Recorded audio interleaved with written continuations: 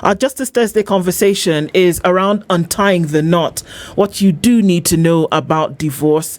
Just looking at statistics, we'll get into those in just a little bit. Our guest is here. There's our Roselyn Kigen, is a licensed marriage and family therapist with Founder International Therapy Services, and she joins us this morning. Good morning, Roselyn.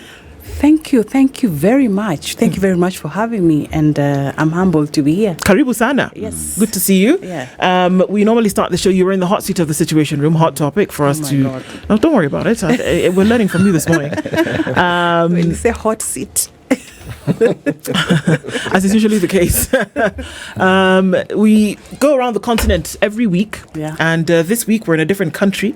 We'd like you to interpret the proverb that Dennis is going to share and see what you think about that. Okay. Yeah, so our proverb today comes from Madagascar, the fourth largest island in the world, and it's a unique country in the sense that it's the only country in the world that has lemurs in it, and also the country that exports a majority of vanilla that the world enjoys today. And they also have this proverb that talks about being humble, and says, those that can't humble themselves are like a withering tree.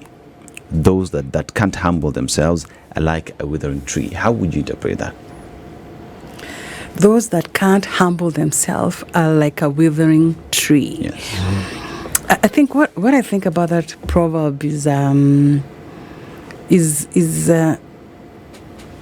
don't want to use humility, because humble is humility, because you don't define A word using a word. A word using a word. Yeah.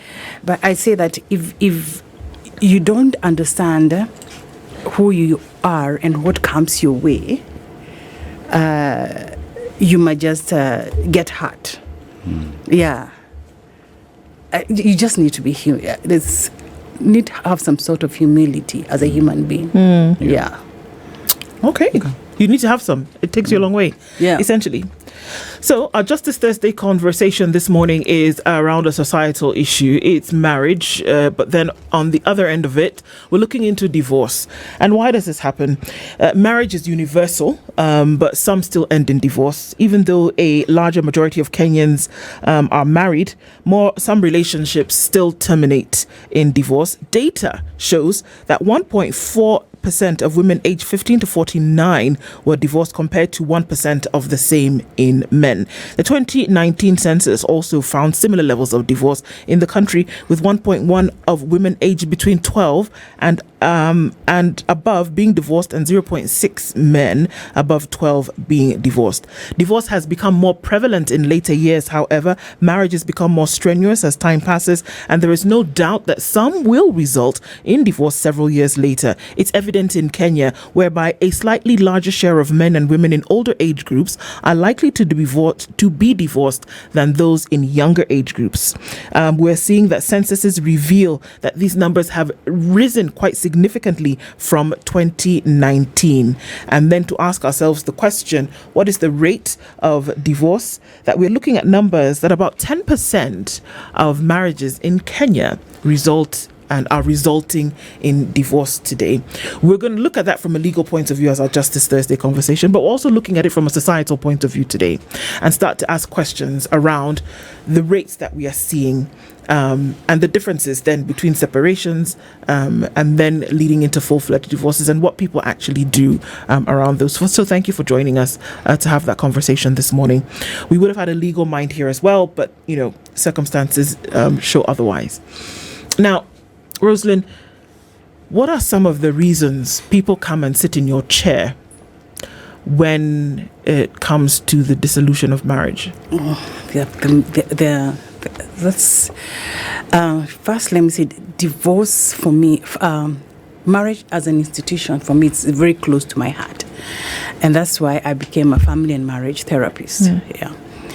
And when couples come in for therapy, a couple who come in for therapy, I think they believe there's hope. There's hope in terms of let's try this. Most of them, let's say, this is our last hope for this marriage to work. So they come in to try the marriage to work.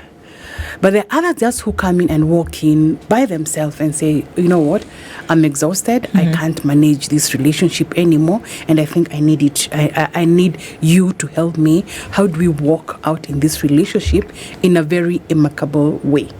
Right? And it's so sad that the lawyer is not in, because it's very important for us as therapists to work together with lawyers so that there's no conflict when it comes to divorce proceedings.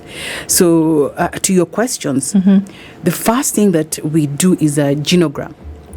We draw a genogram. Genogram is like a family tree.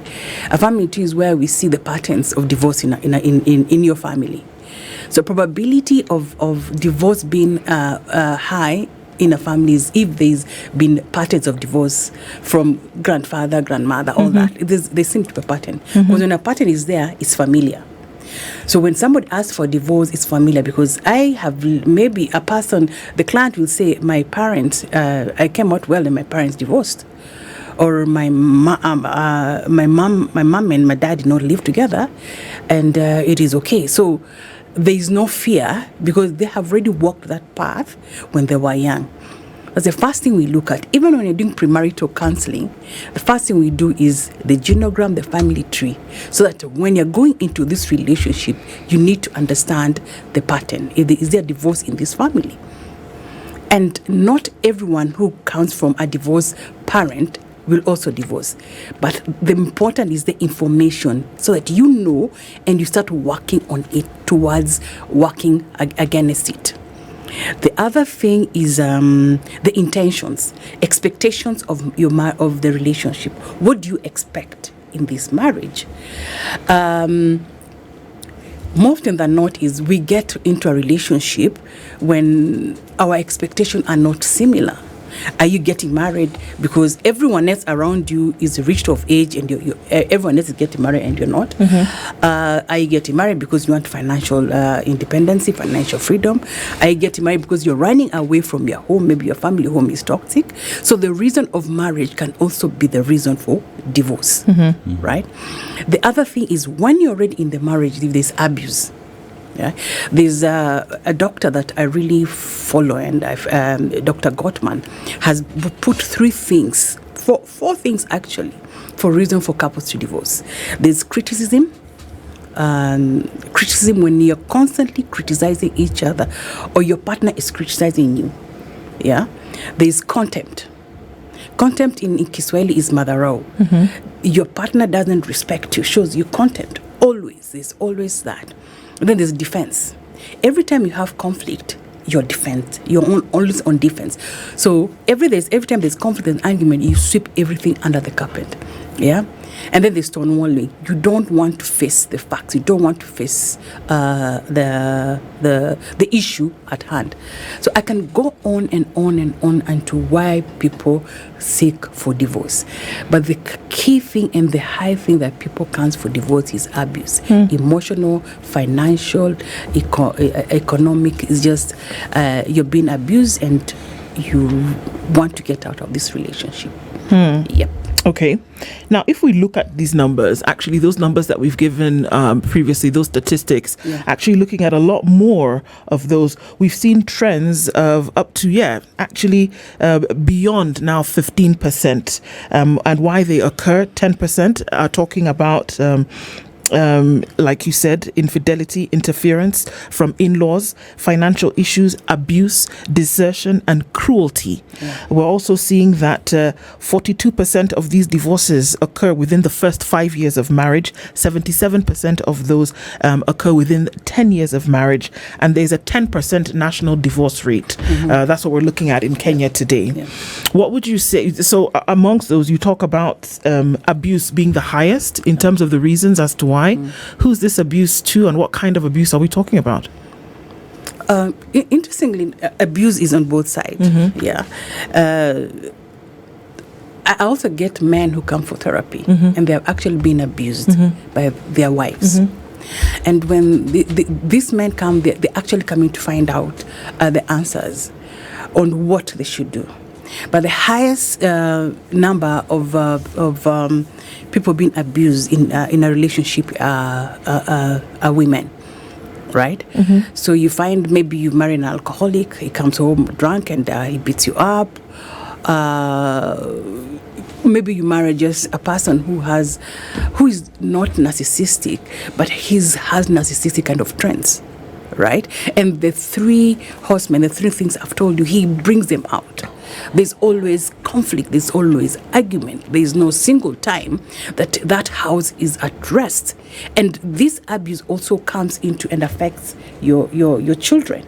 Yeah. And even when you tell your parents, there's no one seems to be understanding the shoe that you're wearing, right? So in fact, when a client comes in and there's abuse in a relationship, as a therapist, we recommend separation.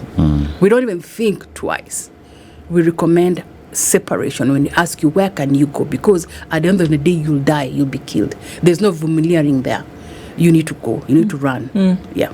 So how does that tie in to religion and faith matters? Because the two are intertwined in a way. So as you're giving therapy and you're counseling this couple that has come, that last point of kuvumilia, we've had incidents where in the context of Christianity, the idea here is, since you got married, the point is through the struggles, because they will say there are phases then in marriage, that whatever it is that you're going through, whether it's that abuse itself, then it's not, they don't encourage separation. They say, pray for this person.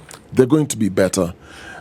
So how then do you blend in where you're talking about therapy and you're addressing also matters of faith in this setup where somebody then is told, you know what, my pastor told me, wevumilia too, continue praying for this man. He's going to change. And faith tells you that, look on the brighter side, see this person has already changed. And forgive 7 times, 7 times. Yes. Yeah. So that the Bible tells us, and I must say I'm also a Christian. But we've had many situations where people have been told, hold on, vumilia. And it comes to death, or there's death, there's injury, there's So we actually need, and I hope churches will listen to this, we actually need to separate. When there's abuse in any relationship, there's no vumiliani. There is nothing like that, because you will get hurt. Yeah, no parent, no mother gave birth to you. Yeah. To be injured by another person. No one was brought into this world to be beaten by another person. And that is not the right thing. The name, in fact, clients come in and they say, yeah, I went to a pastor and I was told to hold on, but I can't hold on anymore.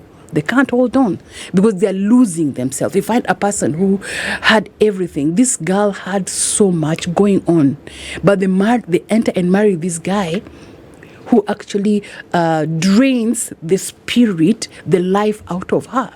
Will you tell, even if it is your daughter, vumilia ukae hapo? That is a wrong advice. The advice is, please get help, get your peace. So here's a question where, if you look at the stats, let me just go into the numbers a little bit. Now, as of 2022, 1.4% of married women aged 15 to 49 are divorced, compared to 1% of married men. But separation is much more common at 7.9% of married women and 4.6% of married men. So now, when you look at these numbers in terms of separation, and that is even worse on men or on older couples aged between 45 to 49. The numbers tend to go high. But here's a question where recently I was in the northern part of the country and I was having a discussion with men. And within that community, there is an aspect that they believe that a woman has to be beaten. It is a culture ingrained that even when a woman is getting into marriage, they know being beaten up is part of the game. It is okay to do that. And if you dig deeper, you find that separation in marriages in that community are also high. But how then do you bring now your expertise and challenge what culture is saying for sanity to be there? How does one go around that? It's very difficult to come in and challenge a culture or try and change a culture that is already been there. So as an expert, what we can do is just to be advocacy, policies, and advice, right? Because even when you talk about culture and religion, it's more or less the same thing. And to bring what the question here said, it is the same thing. Because religion and culture tells us, you know what, you need to stay there no matter what, because that's your husband, that's your wife, and deal with that. But an expert point of view, we come in and say, you know what, you're going to be hurt. So it's up to you as an individual, to actually look internally and tell yourself, you know what, I know there's a lot of stigma when it comes to divorce. There's a lot of stigma when it comes to separation. And culture, you might even be ostracized out of that culture, especially the culture from North India. Yes. Divorce is not there. Yeah. But you as a person, as an individual, you actually need to get help and decide, I need to step out. It's difficult. Even people who are not very into culture, well-learned people, they come in for therapy and you tell them, you know what, this marriage is going to kill you. You need to step out. There's fear. There's stigma. There's so much is happening in that person's life. They don't want to do that. They don't want to step out.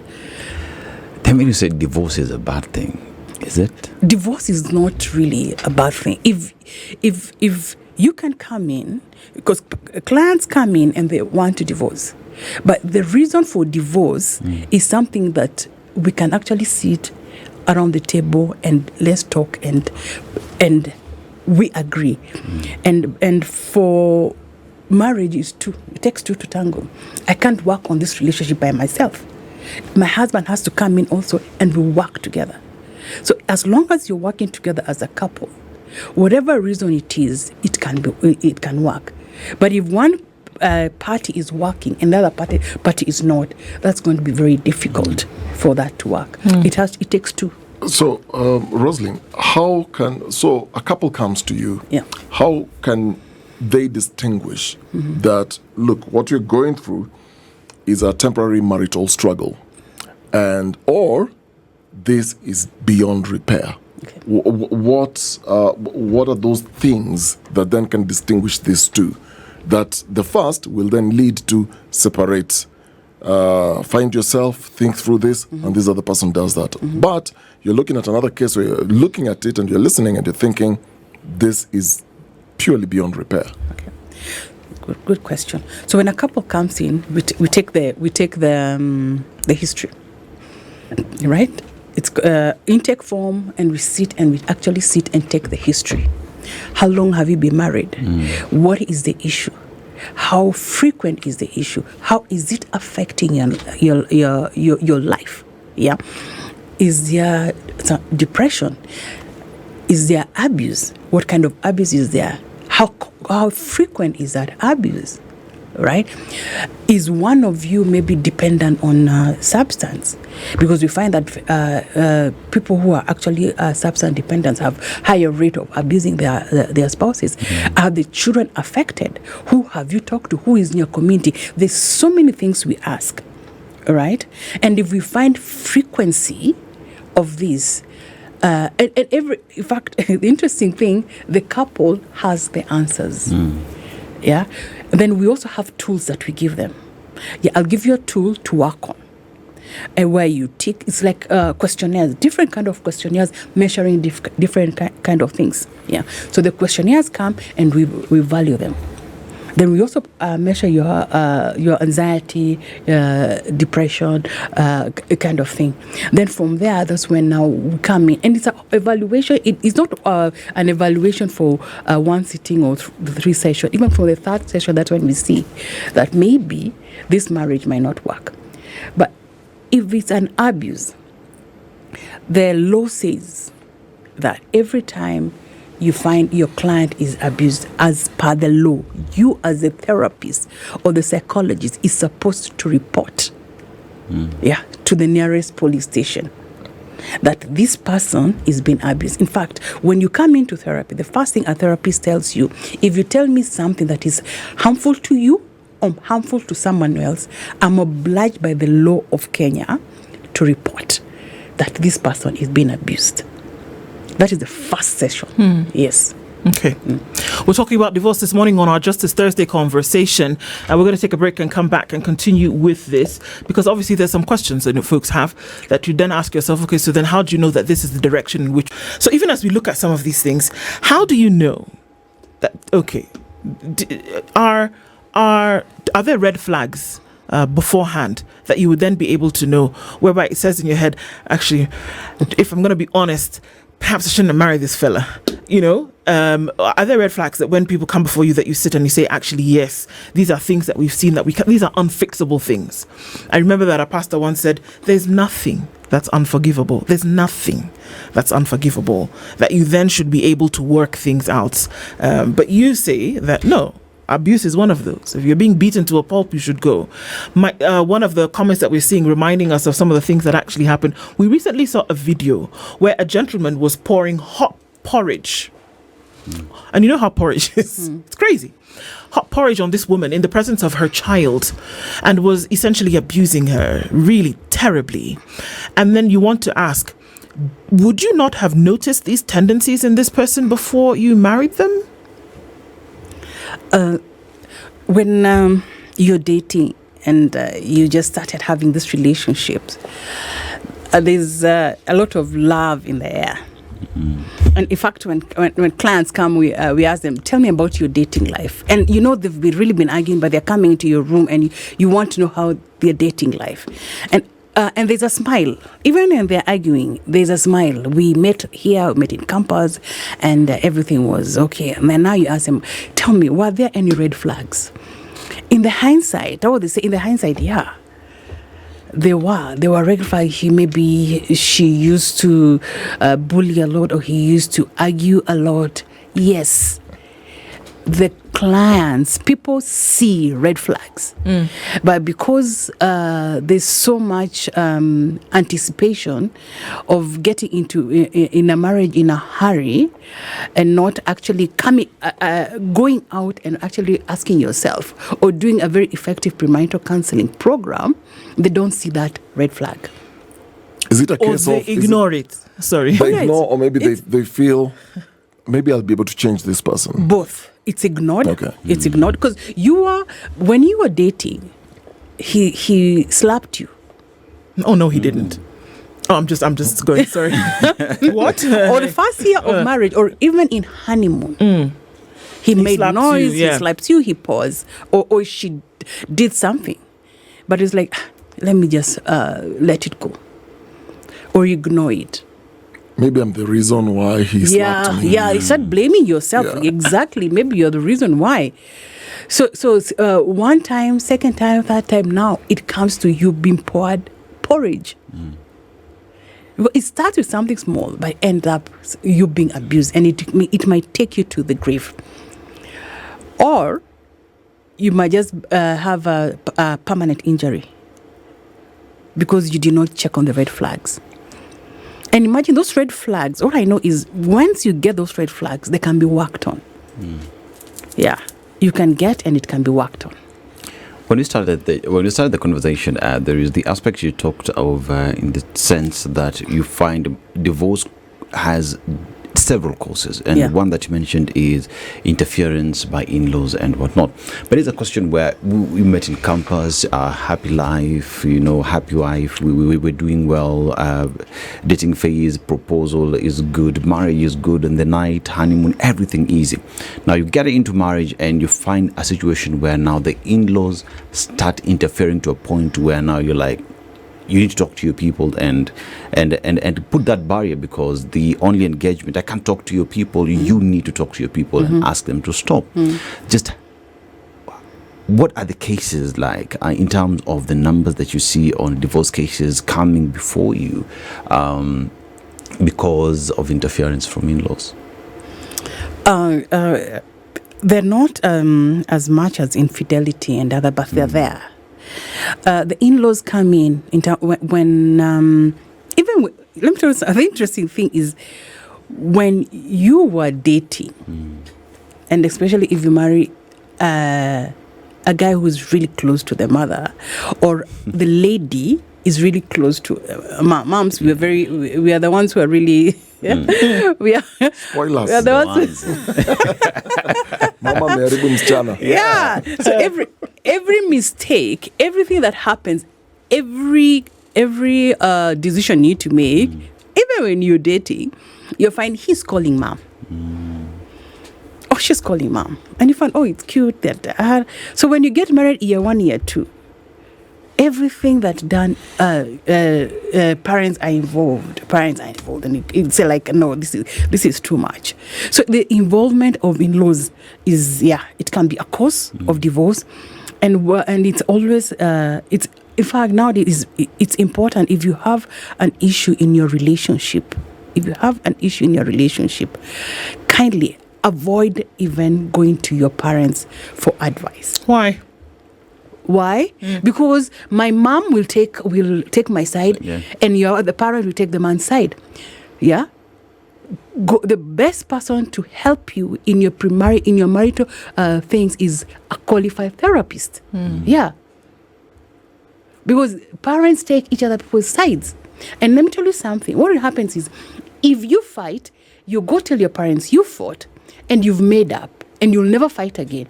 But the way your in-laws will look at this man or you again will never be the same. It will change. The respect they had will change. The only time now you bring in your parents, if you two have actually decided, you know what, it is done, it is over. Now we need to tell them it's done. Unless you are sure that your parents will not take your side, or the very, where do I put it? They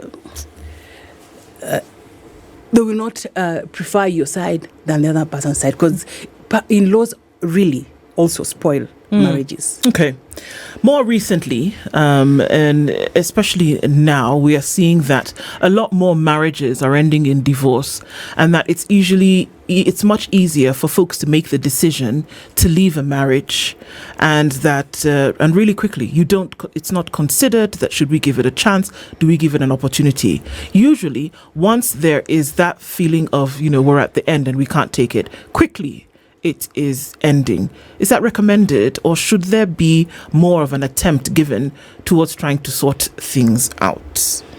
The reason why I personally became a marriage and family therapist is to help marriages, right? And they should, as long as it's not toxic, not abusive, there should be a way you can sit down with your partner and find a way to salvage this relationship, whether it's infidelity.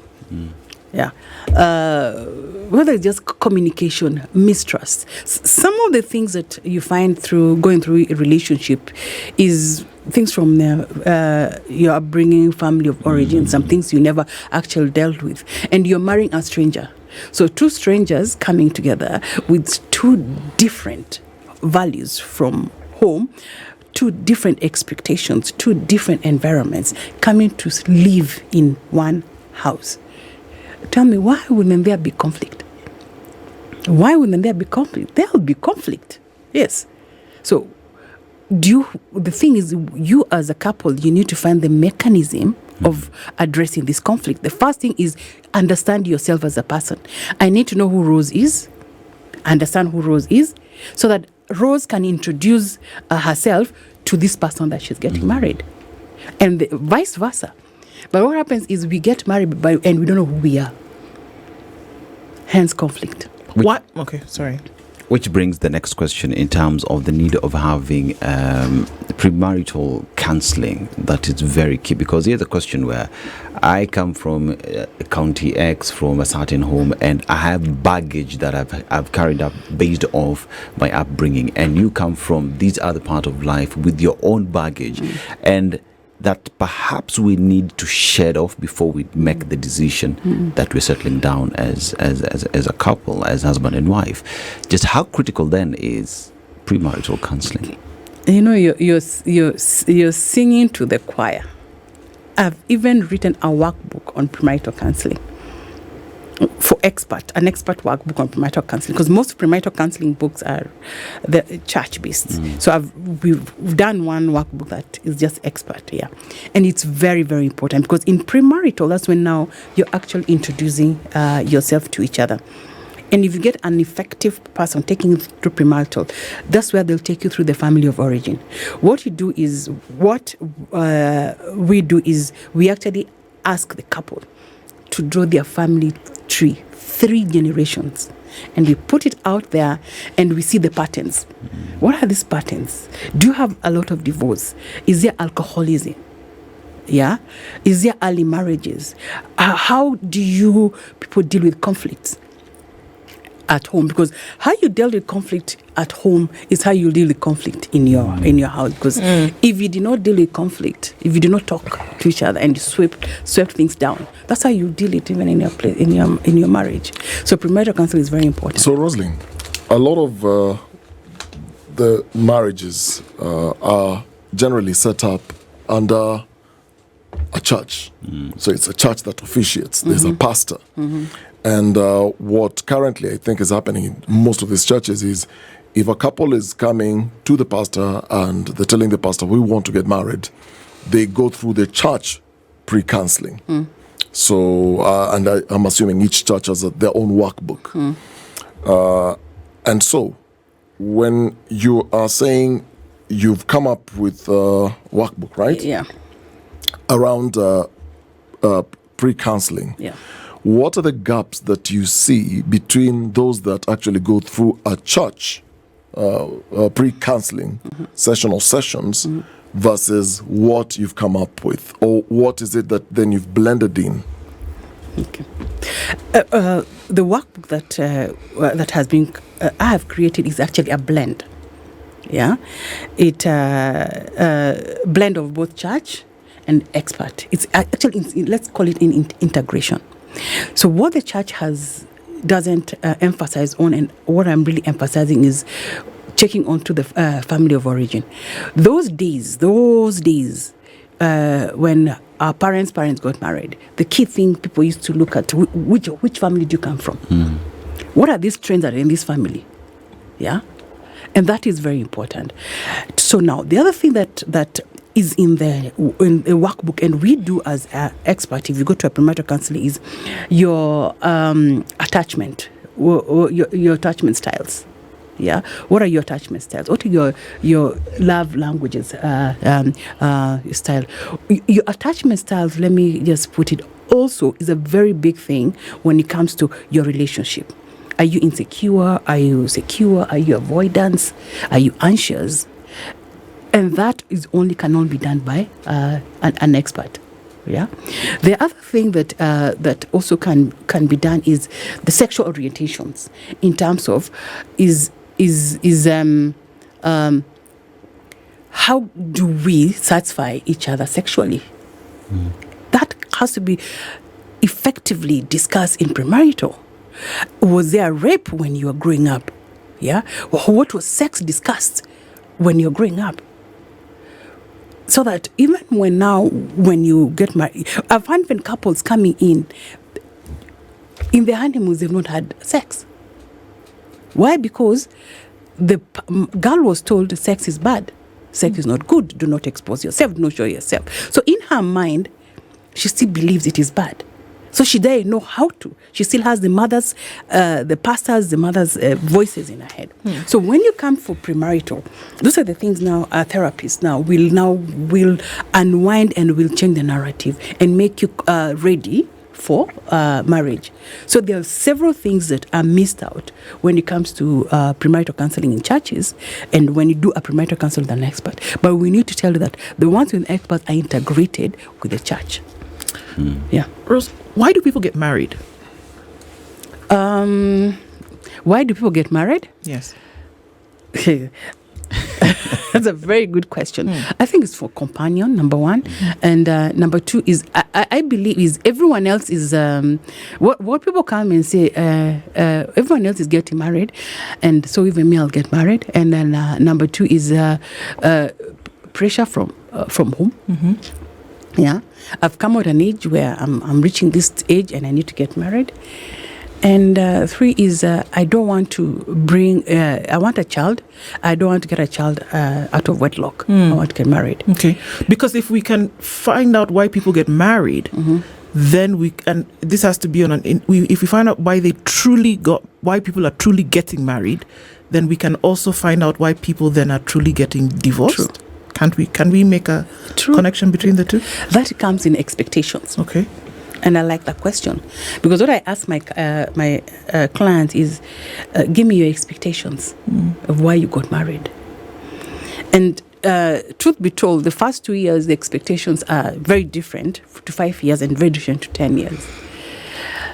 So what should happen is, as a couple, you need to always keep on asking each other that question, why did we get married? Has our expectation changed? Yeah, why are we in this relationship? Am I meeting your expectations, or are you meeting my expectation? If we are not, what do we do? Yeah, to meet those expectations. That will answer the reason why we are still in this marriage. And that's a very valid question. Yeah, because if you got married because you made a girl pregnant, after you married, after 1 year.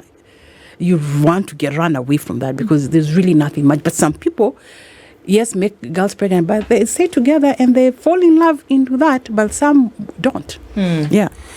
Looking at the clients that you have, because Ndu was giving us the figures, you're looking at the age group that comes to you and also gender. Do you have more of the women coming for the therapy sessions than dragging the man, or you have the men then coming dragging their wives, or you have this age group of just young couples who've been in marriage maybe 1 year, 2 years, 3 to 5, or you have the older generation, you have 40, 50, 60 plus who are saying, you know what, even if I'm 60, enough is enough. Describe the composition of the kind of people you've seen. I'm getting young couples for premarital counseling. Yeah, Gen Zs and millennials. Yeah, they're there. They're quite a number, and I'm also having an increase of young men, millennials, age of 35, 30, coming in and dragging in their spouses in for therapy. I'm finding that very interesting. Yeah, I find that very interesting. And I also have older generation that are coming in for therapy. But I'm finding very happy. I kind of find very happy when a young man comes in for therapy.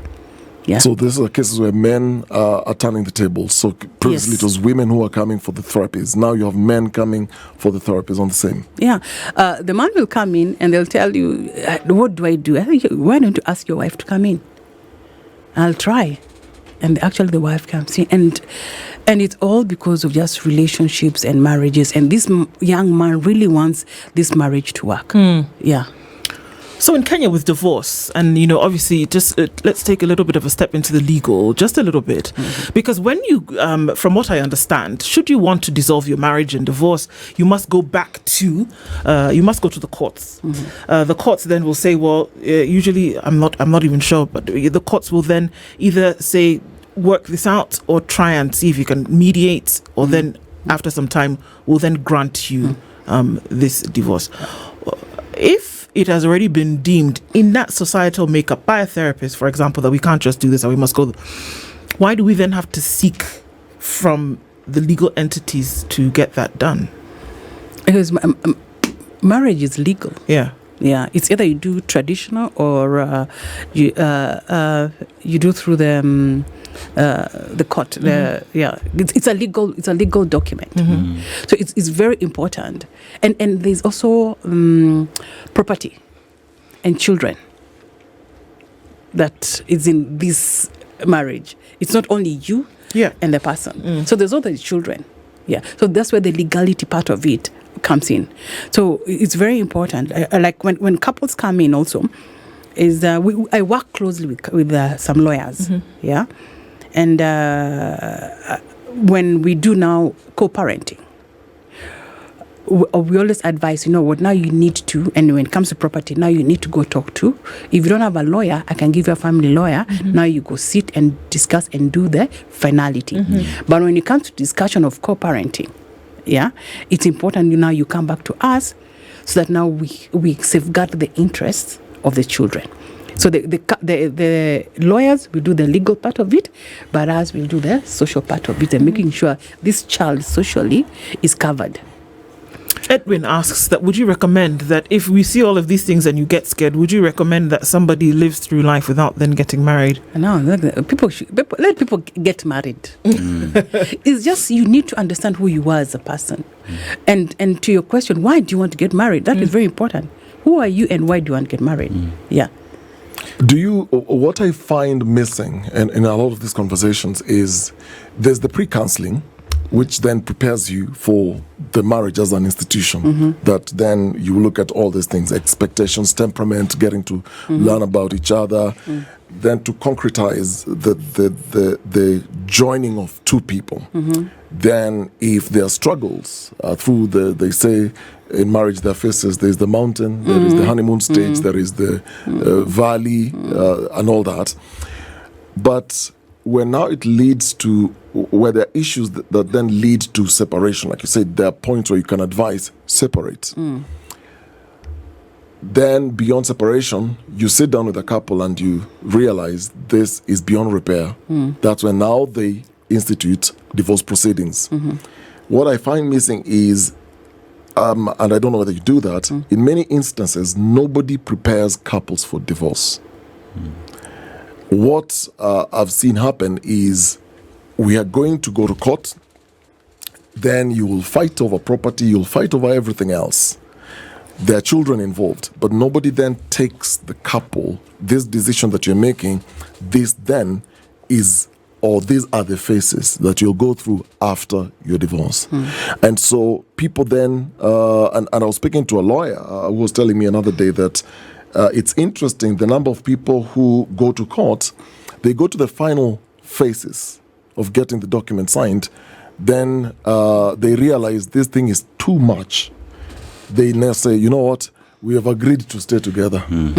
To avoid all this drama, it's better to just stay together. So why is there that gap in preparing people then who have decided, fine, we want to get divorced? Nobody prepares them for divorce. Why the gap is there? Because they're not aware that they can seek a therapy to prepare them for divorce, because it's divorce therapy. Yeah. And clients come in and say, how do we do this the best? So I think it's just the awareness that people are not aware. And even lawyers should be able to refer to tell clients, you need to go and see a therapist. Because the fact that you're divorced should not be the reason why there should be a lot of fighting, there should be so much on the media. You come and see, and how do we amicably communicate to each other as we do this separation? Yeah. How do we, in fact, divorce therapy also has an angle of co-parenting, and also has an angle of how do we now live apart? How do you now accept that we are no longer together, and start accepting that our spouses will also now start seeing other people, right? So that is part of the divorce therapy. It's just because people are not aware that we do that. Yeah. But by the time somebody is coming to that point, you're not even talking to each other. The fight has gone to levels where you can't even make a decision that, hey, you know what, let's go see a divorce therapist and talk about this. And you know what? Yeah. Interestingly, people, they'll want to divorce, but when they come and talk to a therapist and you ask them questions, they'll go back and home and say, you know what? Exactly why are we divorcing? Because you'll find that there's really, really no reason for you to actually go for a divorce. Maybe a trial separation will work, as you work on yourself, then come back. Okay. You see, there is also the aspect of fine. We were getting a divorce. We've agreed we were going separately, but now we're maybe living together or separately. But you're seeing other people on the side because we know at the end of the day everyone is going separately. Do you see such cases happen, and what does that do? So what happens is when you're coming in for therapy, we agree. Now this is now mediation. We agree on what do we do when we separate. If we decide we are going to go to trial separation, is it okay? And both of you agree to date. Is it okay we hold on to 6 months or 3 months and we see how it goes? That has to be an agreement for both. And while you're doing trial separation, you should still be coming for individual therapy. Even divorce therapy, you still should be coming for individual therapy because you're working on yourself. Yeah. So much to learn, so much to discuss, some things that make us uncomfortable sometimes, but necessary for us to have these conversations because after all, we're units of society, we made up and then, joining in the bigger conversation. You can't do good if you're damaged. And I guess, that's one way to be able to look at it. So we want to thank you so much for being here with us this morning to look through some of these on our Justice Thursday conversation, untying the knots and looking at some of those. So thank you so much. Roselyn Kigen, a licensed marriage and family therapist, has been here with us this hour. Thank you so much for doing that. Thank you for having me. Asante. This is the Situation Room, the only way to start your day.